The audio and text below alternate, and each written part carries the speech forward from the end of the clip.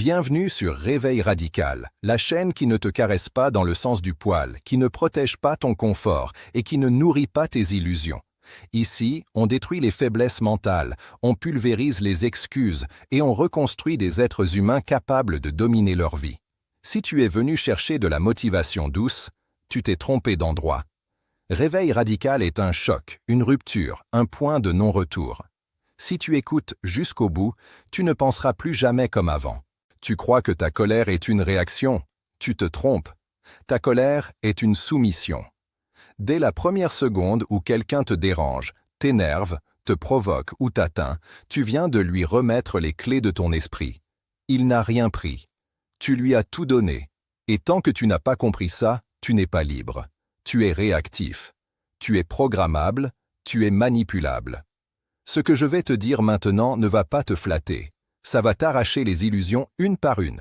Parce que le stoïcisme n'est pas une philosophie douce. C'est une discipline mentale brutale.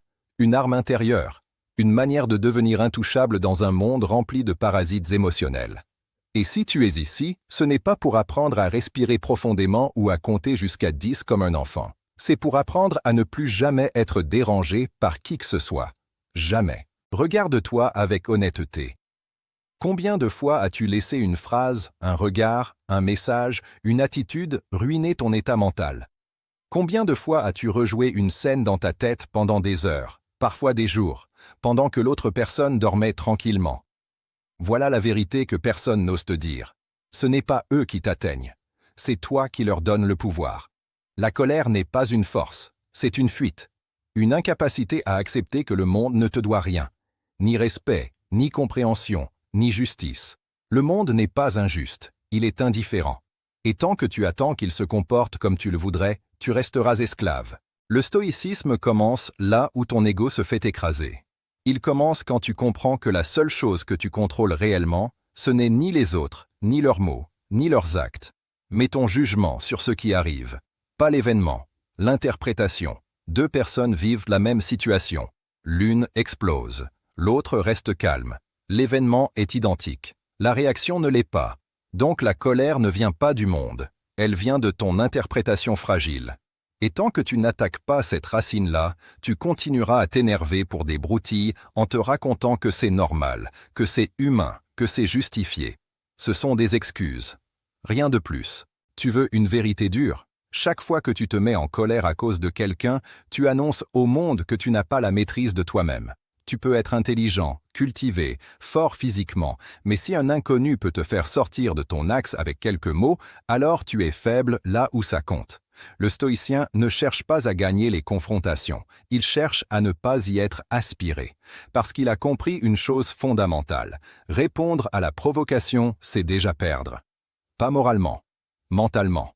Imagine un homme qui marche droit, concentré, avec une direction claire. Autour de lui, des gens crient, insultent, provoquent. S'il s'arrête à chaque aboiement, il n'arrivera jamais à destination. Voilà ce que sont la plupart des gens. Des chiens qui aboient depuis leur frustration. Et toi, chaque fois que tu t'énerves, tu descends à leur niveau. Tu quittes ta trajectoire. Tu échanges ton calme contre leur chaos. Le stoïcisme te demande une chose radicale, choisir ta paix intérieure plutôt que ton besoin d'avoir raison. Mais attention, ne confonds pas calme et faiblesse. Le stoïcien n'est pas passif, il est sélectif. Il ne réagit pas à tout, il agit quand c'est nécessaire. La différence est là. Réagir, c'est automatique. Agir, c'est conscient. Quand quelqu'un t'insulte, te manque de respect ou cherche à te provoquer, pose-toi cette question brutale. Est-ce que cette personne mérite mon énergie mentale? Dans 99% des cas, la réponse est non. Et pourtant, tu continues de la lui offrir, gratuitement, comme si ton attention n'avait aucune valeur. Le premier pilier pour ne plus jamais te mettre en colère, c'est d'accepter une réalité inconfortable. Les gens sont exactement ce qu'ils sont. Pas ce que tu voudrais qu'ils soient. Certains sont ignorants, d'autres sont frustrés, d'autres encore sont blessés et projettent leur poison. Ce n'est pas ton rôle de les corriger, ce n'est pas ton rôle de les sauver. Et surtout, ce n'est pas ton rôle de souffrir à cause d'eux. Quand quelqu'un agit mal, il se révèle. Il ne t'attaque pas personnellement. Il expose son propre niveau de conscience. Un stoïcien ne prend pas ça comme une offense. Il le prend comme une information. Regarde un enfant qui crie dans un magasin. Tu ne te mets pas en colère contre lui. Pourquoi? Parce que tu comprends qu'il est immature. Alors pourquoi te mets-tu en colère contre des adultes émotionnellement immatures? Parce que tu attends d'eux un niveau qu'ils n'ont pas. Et chaque attente non satisfaite se transforme en frustration. Supprime l'attente, et tu supprimes la colère. C'est aussi simple que ça, aussi brutal que ça. La colère naît toujours d'un refus intérieur, le refus que les choses soient comme elles sont. Tu refuses qu'on te parle ainsi. Tu refuses qu'on te manque de respect. Tu refuses qu'on te contredise. Mais le monde n'a jamais signé de contrat avec tes préférences. Le stoïcien ne gaspille pas son énergie à lutter contre ce qui échappe à son contrôle. Il concentre toute sa force sur ce qu'il peut maîtriser, sa réponse, son attitude, sa direction. Tu veux un exercice concret? La prochaine fois que quelqu'un te dérange, ne réponds pas immédiatement. Observe. Observe la montée de la colère comme si elle ne t'appartenait pas, comme un phénomène extérieur, une vague. Sens-la dans ton corps, la chaleur, la tension. Puis dis-toi ceci, lentement, clairement, ce que je ressens n'est pas un ordre, c'est une suggestion. Tu n'es pas obligé d'obéir à chaque impulsion. Plus tu t'entraînes à créer cet espace entre le stimulus et ta réaction, plus tu deviens libre. La liberté n'est pas de faire ce que tu veux, c'est de ne pas être esclave de ce que tu ressens. Beaucoup utilisent la colère comme une identité. Ils disent « je suis comme ça ». Non, tu n'es pas comme ça. Tu t'es habitué à être comme ça. Et tout ce qui est habitué peut être désappris. La colère te donne l'illusion de la puissance, mais elle te laisse vider. Le calme, lui, te rend dangereux dans le bon sens du terme. Un esprit calme voit clair. Un esprit calme choisit ses batailles. Un esprit calme avance pendant que les autres s'épuisent à réagir. Comprends ceci une fois pour toutes. Personne ne peut te déranger sans ta permission. Ils peuvent parler, ils peuvent agir. Mais franchir la porte de ton esprit nécessite ton accord. Et jusqu'à aujourd'hui, tu le donnais trop facilement. Par habitude, par ego, par besoin de reconnaissance. Le stoïcisme te demande de reprendre cette autorité, de devenir souverain de ton monde intérieur. Si certaines personnes t'atteignent plus que d'autres, ce n'est pas un hasard. Ce n'est jamais un hasard. Ce n'est pas leur intelligence, ni leur agressivité, ni même la violence de leurs mots. C'est la zone qu'elles touchent en toi. Et tant que tu n'as pas identifié ces zones, tu resteras vulnérable. Le stoïcien ne cherche pas à rendre le monde inoffensif. Il se rend lui-même impénétrable. Et pour ça, il doit regarder là où ça fait mal, sans détour, sans mensonge, sans protection. La vérité que tu dois accepter maintenant, c'est que ce qui te met en colère révèle ce qui te contrôle. Une remarque sur ton travail te touche? C'est que ton identité y est attachée. Une critique sur ton intelligence t'énerve? C'est que tu doutes déjà. Un manque de respect te fait exploser? C'est que ton ego dépend du regard des autres. La colère est un signal, pas un problème à supprimer, mais un indicateur à décoder. Chaque fois que tu perds ton calme, pose-toi cette question brutale. Qu'est-ce que cette situation révèle sur moi? Pas sur l'autre, sur toi. La majorité des gens vivent avec une image fragile d'eux-mêmes, une image qu'ils défendent en permanence. Ils veulent être perçus comme compétents, respectés, importants, supérieurs. Et dès que quelqu'un menace cette image, même légèrement, ils attaquent. Ils se justifient, ils s'énervent, ils se crispent. Voilà pourquoi ils sont constamment dérangés. Le stoïcien, lui, n'a rien à défendre. Il sait qui il est. Il connaît ses forces. Il connaît ses failles. Et surtout, il n'a pas besoin que le monde valide quoi que ce soit. Tu veux devenir indérangeable. Arrête de lier ta valeur à l'opinion des autres. Tant que l'approbation extérieure est ton carburant, la moindre critique sera une attaque. Tant que le respect des autres définit ton identité, le moindre manque de respect sera une blessure. Le stoïcisme t'apprend une chose radicale. Ta valeur n'est pas négociable. Elle n'augmente pas avec les compliments. Elle ne diminue pas avec les insultes. Elle est interne, stable, non conditionnée. Prenons un exemple réel. Imagine deux hommes. Le premier est profondément sûr de ses compétences. Il sait ce qu'il vaut, ce qu'il a construit, ce qu'il peut améliorer. On le critique, il écoute, il trie, il garde ce qui est utile, il jette le reste. Le second doute de lui. Il fait semblant d'être confiant, mais intérieurement il tremble. La même critique arrive. Pour lui, c'est une agression. Il se ferme, il s'énerve, il attaque en retour. L'événement est identique, la structure intérieure ne l'est pas. Tu vois où est le vrai travail? Un esprit stoïcien ne cherche pas à être invulnérable par arrogance. Il cherche à être lucide. Quand quelqu'un te provoque, il y a 3 possibilités.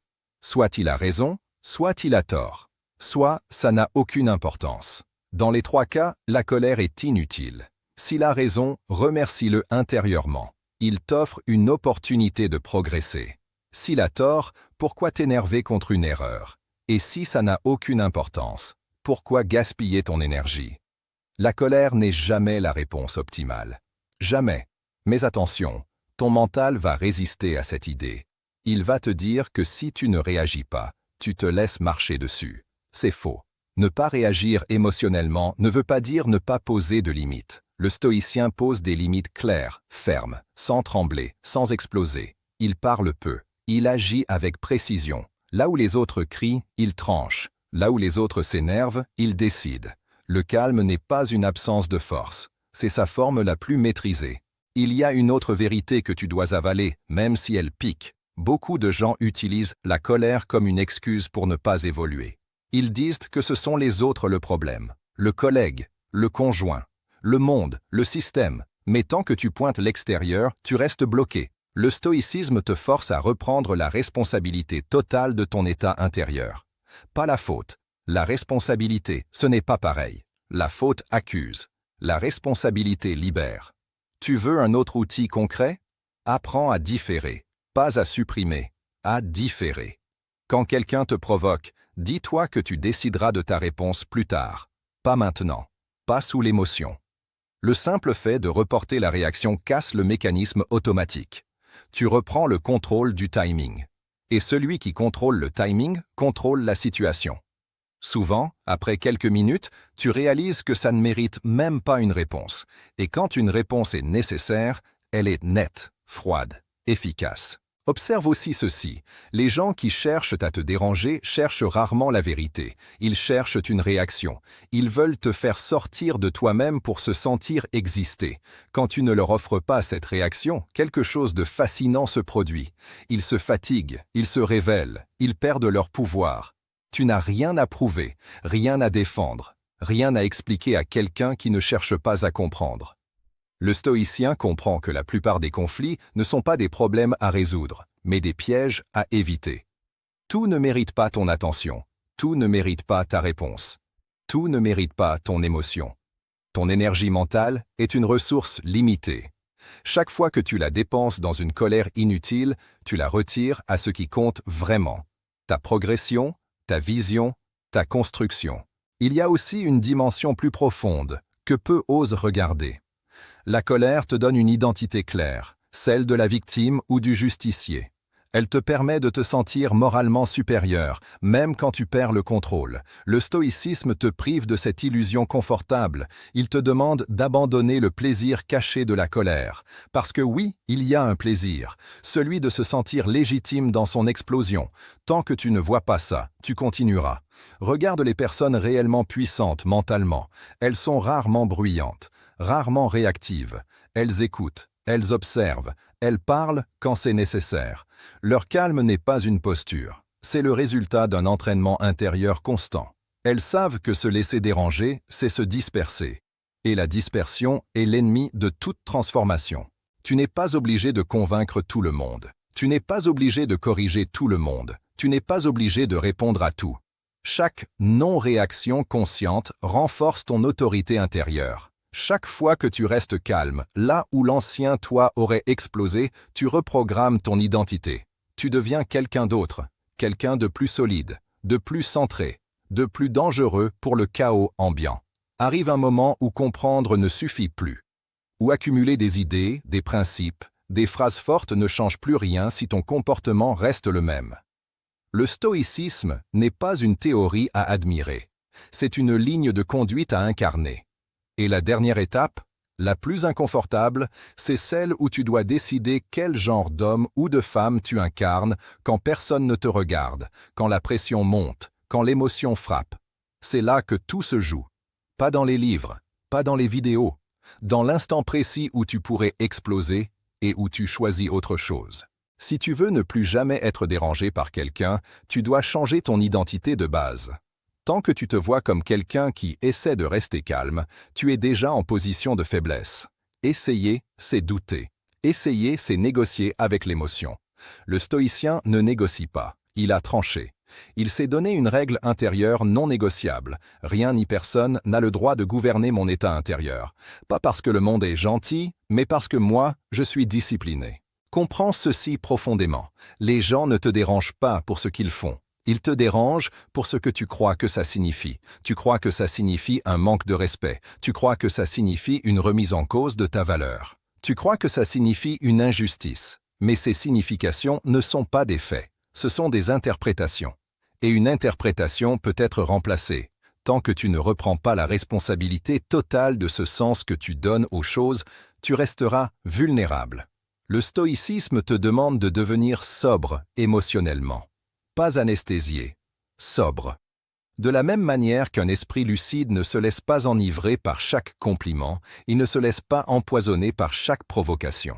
Tu n'as pas besoin d'être aimé par tout le monde. Tu n'as pas besoin d'être compris par tout le monde. Tu as besoin d'être aligné avec toi-même. Et l'alignement crée une stabilité que rien d'extérieur ne peut ébranler. Il y a une posture mentale clé que tu dois adopter maintenant, celle de l'observateur.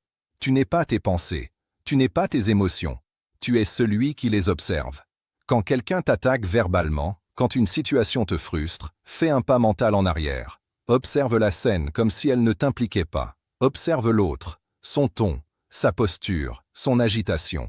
Très souvent, tu verras que la personne en face est déjà perdue intérieurement. Et toi, si tu restes calme, tu gagnes sans combattre. Beaucoup pensent que la colère est nécessaire pour se faire respecter. C'est un mensonge hérité de la faiblesse. Le respect ne vient pas de l'explosion émotionnelle. Il vient de la cohérence, de la constance, de la capacité à rester stable quand les autres perdent pied. Une personne qui ne s'énerve jamais inutilement impose naturellement une forme d'autorité silencieuse. Les gens sentent qu'ils ne peuvent pas la manipuler, qu'ils ne peuvent pas la pousser à bout facilement, et ce simple fait change toutes les dynamiques. Tu dois aussi accepter une chose qui dérange l'ego. Parfois, ignorer est plus puissant que répondre. Pas par peur, par choix.